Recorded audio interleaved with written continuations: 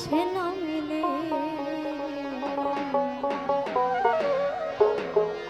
লোকে বলে লালন ফকির কোন জাতের ছেলে,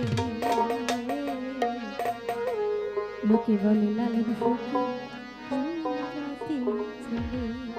আসলে আমরা কিন্তু কেউই জানি না যে আসলে সাইজি কোন জাতের ছিল।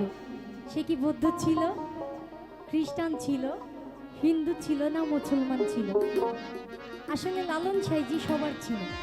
তাই সাইজি নিজেই গানে গানে কি বলছেন, ওরে কারে কি বা বলি ওরে, ওরে কারে কি বা বলি ওরে।